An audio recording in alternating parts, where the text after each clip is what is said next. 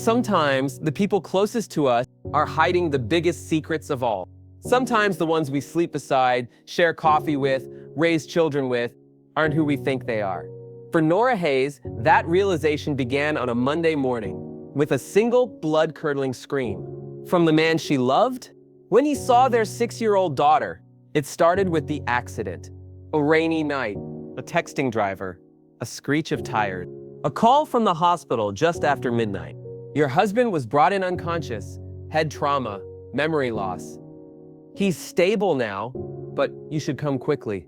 Nora rushed to the hospital, heart pounding, hands shaking. He woke up slowly, confused, dazed, and then said, "Who are you?" The doctors diagnosed him with retrograde amnesia. He had no memory of the past 10 years, didn't recognize their home, their friends, didn't remember their wedding, didn't remember their daughter, Mila. But he was gentle, kind. He trusted Nora when she said she was his wife. They worked slowly, revisiting old places, watching wedding videos, flipping through photo albums. This must be like watching a movie about a life you don't remember living. Nora said once. "Exactly," he replied, "like I'm wearing someone else's shoes." 2 weeks after the accident, Mila came back from her grandmother's house. She ran inside, her curls bouncing. "Daddy!" She flung her arms around him. And that's when it happened.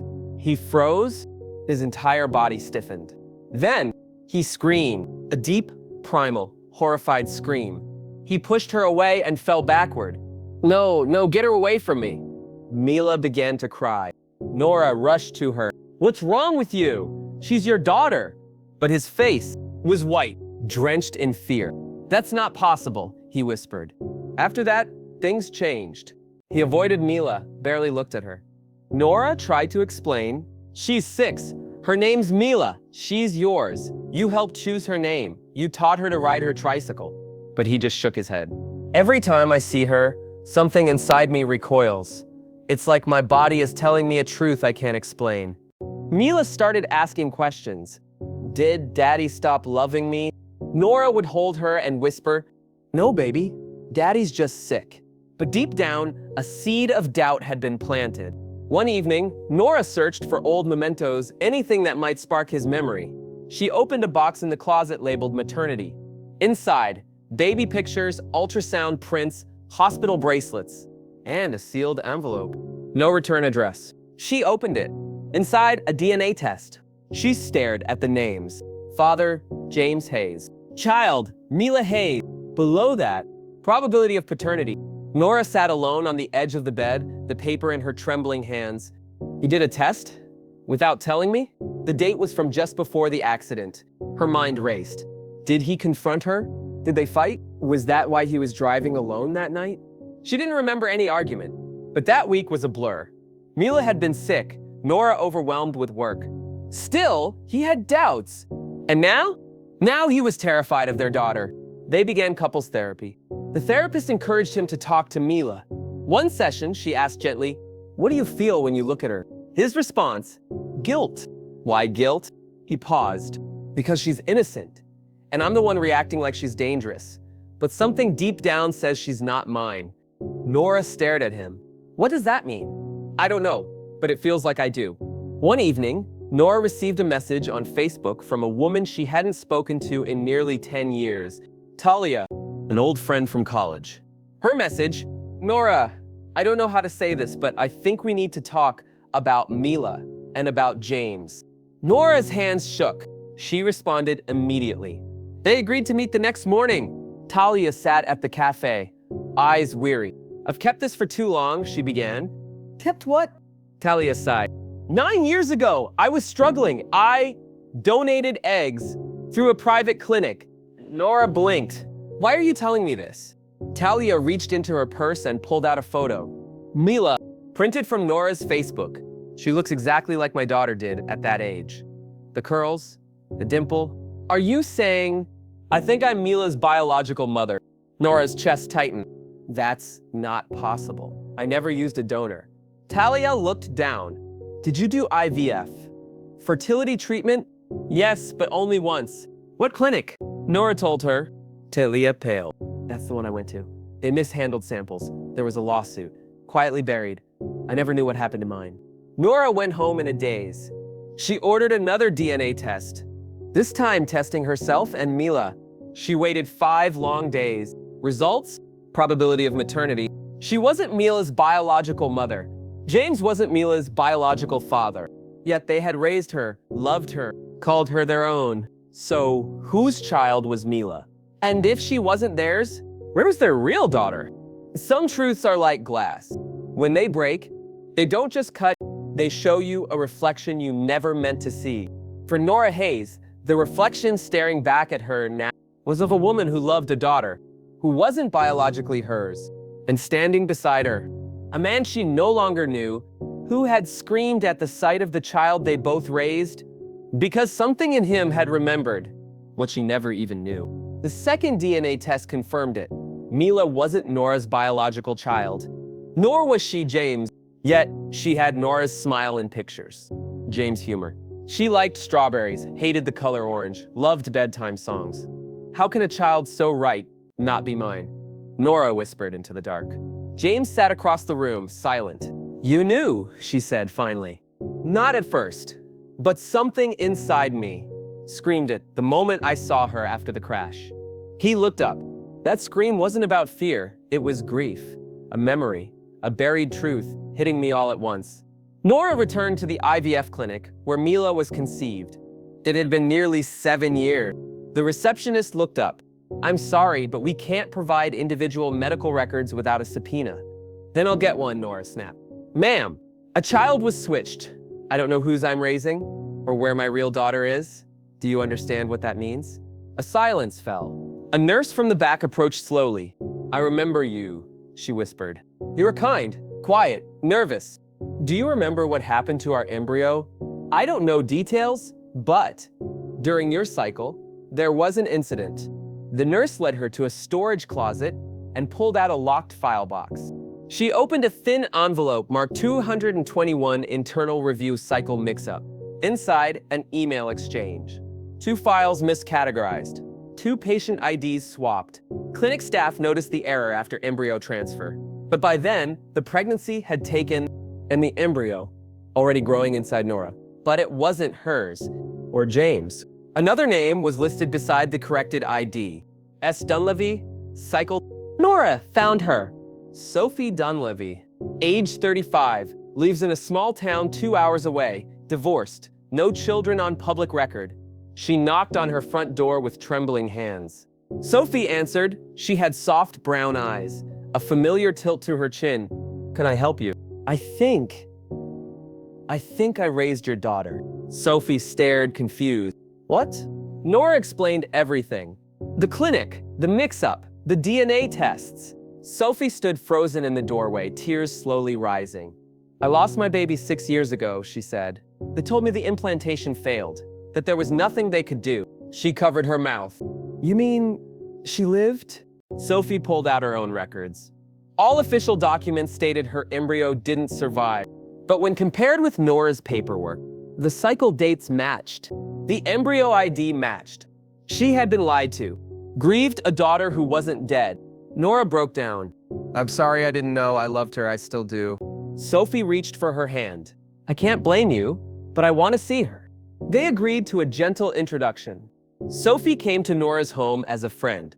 Mila took to her immediately. You smell like cookies, she giggled. Sophie's eyes filled with tears. They baked together, colored, laughed. Later that night, Mila asked, why did she look at me like she knew me? Nora kissed her forehead. Because sometimes people feel things before they understand them. Back home, James paced.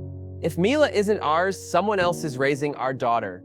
That thought haunted Nora. She called the clinic again, demanded records for cycle 184, her original ID. Finally, a reluctant staff member sent an encrypted file. It listed recipient S. Dunleavy, due to inadvertent transfer. Wait, James said. That means Sophie carried our baby? She was told her embryo didn't take, Nora whispered, but she gave birth. She called Sophie immediately. You had a child, right? 6 years ago? Sophie went silent. Yes, but she died. Sophie led Nora and James to a small cemetery plot, a modest stone. Baby girl Dunleavy, February. No photo, No keepsakes.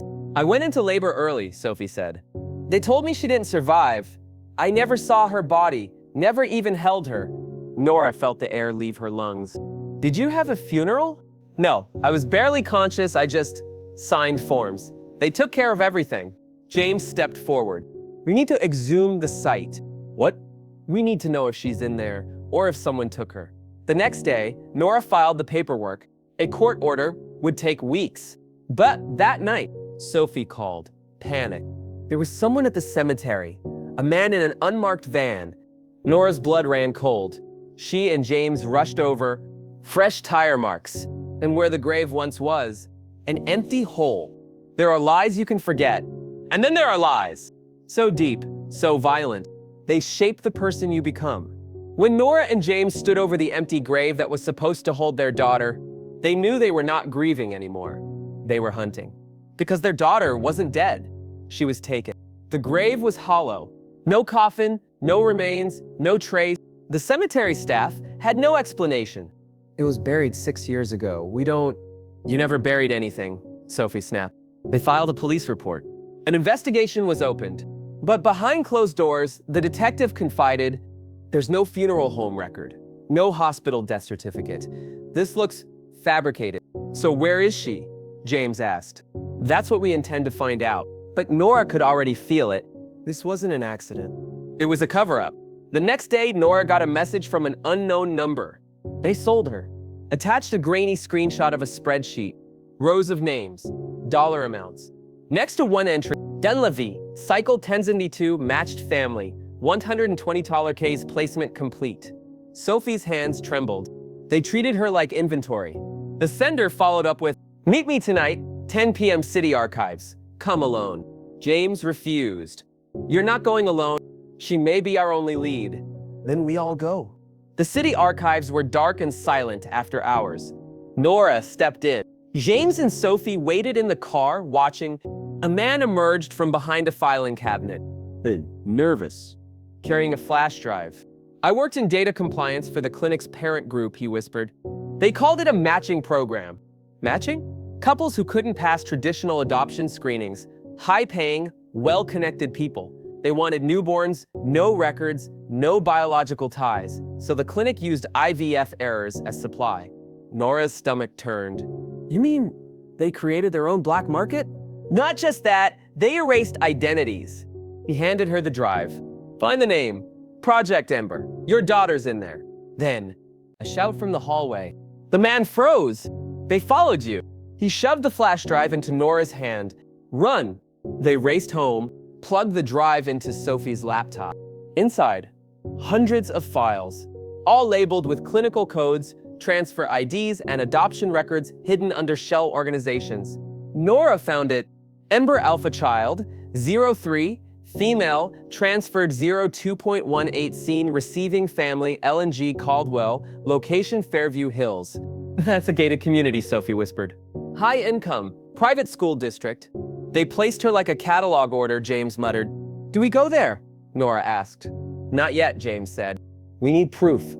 Legal footing. No, Sophie interrupted. I need to see her face. Even if I can't hold her, I have to know. The Caldwells lived in a pristine house with white shutters and hydrangeas out front. Sophie parked across the street in her old sedan. They waited until school let out. At 3:14 p.m., a silver SUV pulled up. A woman stepped out. Blonde. Poised, designer sunglasses. Then a little girl ran up to her, 6 years old, olive skin, bright brown eyes, a dimple on her left cheek. Sophie burst into quiet sobs. That's her. Nora stared, hand over her mouth. James clenched the steering wheel. The girl turned briefly and smiled, the exact smile James gave when he was nervous.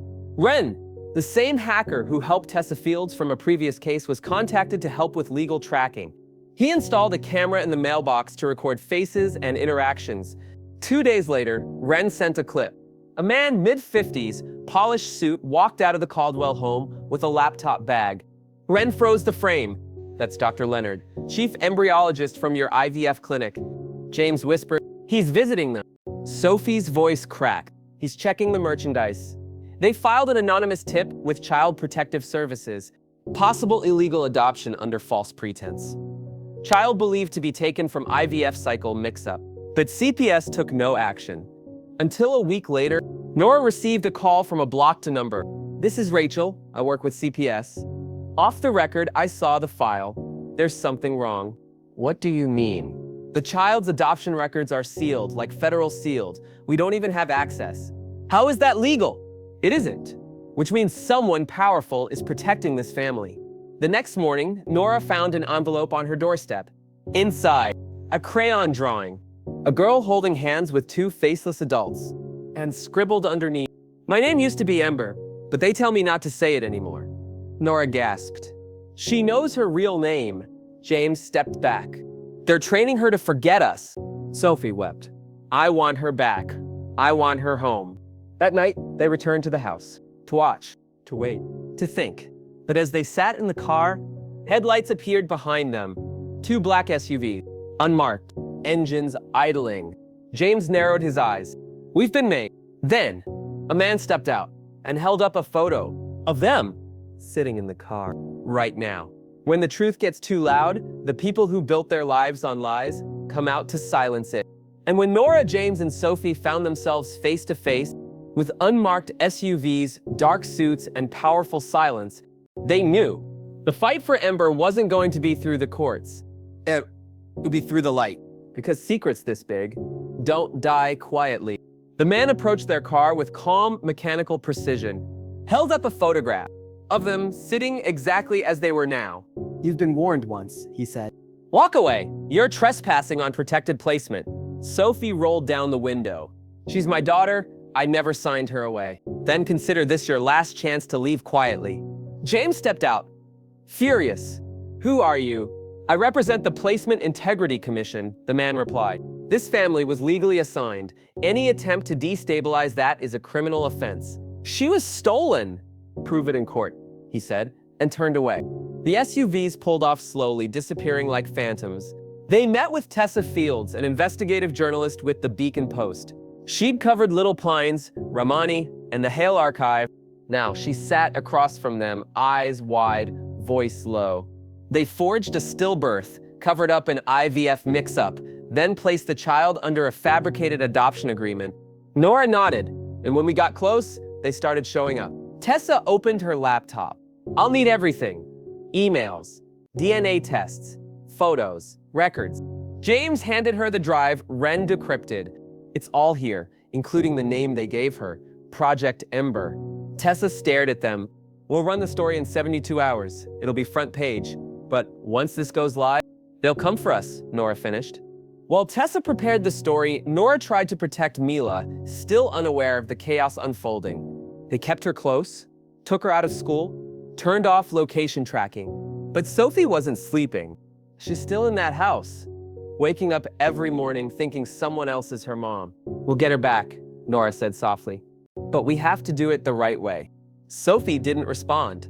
Her eyes flickered to her purse, where a handwritten letter sat folded tightly, a note she planned to give Ember, just in case they didn't get another chance. The article went live at 6:00 a.m. The baby they said died, how one IVF clinic quietly erased a mother's rights. Within hours, it had over 300 comments flooded in. "This is like a movie. How is this legal? My sister had IVF in that clinic. Now I'm scared." TV stations picked it up. By noon, Nora's face was everywhere, and so was Sophie's. The Caldwell family, silent. That evening, CPS showed up at Nora's house, but not to remove Mila. "We received a call about you possibly endangering a child named Ember Caldwell," the agent said. Nora's jaw dropped. "She's not even in our custody. You're being accused of harassment and unauthorized contact." Sophie tried to explain, showed the letter from the clinic, the DNA proof, but the agent only nodded. "This goes to court. Until then, stay away from the Caldwell residence." "They stole her," Sophie cried. "And now we're the ones being watched?" Ren called that night. "They're going scorched earth." "What do you mean?" "Your bank accounts, your phone data, your employment histories. They're digging." Nora checked her inbox, 2 job offers rescinded. James's employer called him into a meeting. Sophie's landlord notified her she had 30 days to vacate. "They're trying to discredit you," Ren said. This is what they do. Make you look unstable, unfit. We're not stopping, Nora replied. Then you need to move, tonight. Tessa's media exposure led to a lawyer, Amara Velez, offering pro bono support. She filed an emergency motion, petition for emergency review of wrongful child placement, Ember Dunleavy. The hearing was scheduled for the following week, but there was a catch. Ember will be required to appear, Amara said, so the court can determine emotional impact. Sophie's eyes widened. They'll prep her, coach her to say I'm a stranger. Amara nodded, which is why you need to tell her the truth before they do. They waited until Monday. At school pickup, Sophie approached Ember quietly, kneeling beside her, hands shaking. Hi, sweetheart. My name's Sophie. I knew you when you were just a baby. Ember stared at her, puzzled. How? Sophie pulled out the letter. This is for you, something special. Don't tell anyone yet, just keep it safe. The girl looked down at the folded paper, then back up. You look like someone from my dreams. Sophie choked back tears. Maybe that's because I've never stopped thinking about you. Then Ember's teacher called her name, and she was gone again. That night, Nora found a new envelope taped to their hotel door. No return address. Inside, a custody petition filed by the Caldwell family requesting a restraining order against Nora, James, and Sophie, and a sealed psychological evaluation of Sophie, labeled emotionally unstable, dangerously obsessive, not recommended for any future contact with child. Sophie collapsed onto the bed. Nora looked at James. They're going to bury us in court. He didn't answer because he was reading the last page of the file. The name of the evaluator, Dr. Leonard, chief embryologist, Fairview. Courtrooms don't look like battlefields, but they are, where truth is whispered behind objections, where love is put on trial. And when Nora, James, and Sophie stepped into courtroom, they didn't come to win custody. They came to reclaim a stolen truth, one that was buried beneath paperwork, sealed records, and designer lies. Her name was Ember, and she deserved to know. The judge, stern, unreadable, entered. This court is now in session for Dunleavy versus Caldwell et al. Regarding petition for custodial correction and motion to invalidate illegal adoption. Amara Velez, their attorney, stood tall. Across the aisle, the Caldwells sat composed. Perfect posture, perfect smiles, perfect lies. Dr. Leonard sat behind them, watching everything. Amara called Sophie first. She took the stand, voice trembling but clear. I went through IVF in good faith. The clinic told me I'd lost my embryo. I grieved a child I never got to hold. She held up the paperwork, but I never signed adoption papers, never relinquished rights, because I was never told the truth. The opposing attorney stood. Miss Dunleavy, are you emotionally stable? Objection? Amara snapped. Relevance. We have concerns that her desperation may be blinding her judgment. Sophie straightened her back. I'm not desperate. I'm a mother, and I want my child to know her real name. Next, Nora took the stand. The courtroom held its breath. We loved her, she began. We still do. We raised her thinking she was ours. We had no idea the clinic made a mistake. She swallowed hard. But when we found out, we didn't run. We didn't hide. We told the truth, because she deserves it. This isn't just about biology. It's about honesty, about not raising a child in a lie. The judge leaned forward. And if the court denies your petition, Nora looked at Ember across the room, clutching a stuffed giraffe. Then I'll still tell her the truth, because she has a right to it, whether this court agrees or not. Mr. Caldwell spoke smoothly. We were approved by every agency. We were told this child had no ties. We've raised her in love. To uproot her now would be damaging. She's thriving. We're all she's ever known. The judge asked, Did you know the embryo was misassigned? Mrs. Caldwell paused. We knew there were irregularities, but you never came forward. Because we believed it was in the child's best interest. James muttered under his breath. Their best interest, not hers. The court had allowed Ember to speak with a child advocate, but the judge now asked a crucial question. Would the child be willing to speak to the court directly? Sophie's eyes widened. Nora's heart dropped, but Ember nodded. They brought her forward gently. She climbed into the chair, feet dangling. The judge leaned down. Hi there, do you know why you're here today? She nodded slowly. Because a lot of people want to be my parents. And how does that make you feel? She looked at Sophie, then at Nora. Confused, but not scared. Why not scared? Because they all look at me like they remember me. The advocate asked Ember if she had anything she wanted to share. She reached into her coat and pulled out the folded letter Sophie had given her. She gave this to me. The judge unfolded it. Inside, a crayon drawing. A girl with two homes. One labeled now, one labeled before, and between them, a heart. On the back, Sophie had written, "No matter where you are loved, and I will always be here if you want to find your way home." The courtroom was silent. Even the opposing attorney didn't speak. After a 2-hour recess, the judge returned. This is not a case of fit versus unfit. This is a case of truth, ethics, and rights. The court finds that the child's adoption was based on fraudulent grounds. Consent was never lawfully obtained from the biological mother. Therefore, the placement is invalid. Custody is hereby granted to Sophie Dunleavy, biological mother of the child legally known as Ember Dunleavy. Gasps echoed. Tears fell. Nora squeezed James's hand. The judge looked at her. And as for the Hayes family, who raised this child with love and integrity, the court grants shared visitation rights. Sophie nodded through tears. Of course, she's known you all her life. I want her to know all of us. The Caldwells left quietly. Dr. Leonard was escorted out in handcuffs hours later. Indicted for fertility fraud, dozens of families came forward. The clinic was shut down. Its parent company exposed. Weeks later, Ember moved into Sophie's home. But she didn't leave Nora and James behind. They had dinner every Friday, walked in parks, read books together. One night, Ember asked Sophie, "Did I really live in your tummy?" "Yes, baby, you did. And I lived with them too. That means I have 3 parents?" Sophie smiled. "Yes, you're very loved." Today, Ember knows everything. She carries all her names, the one she was born with, the one she was raised under, and the one she gave herself, Ember Grace.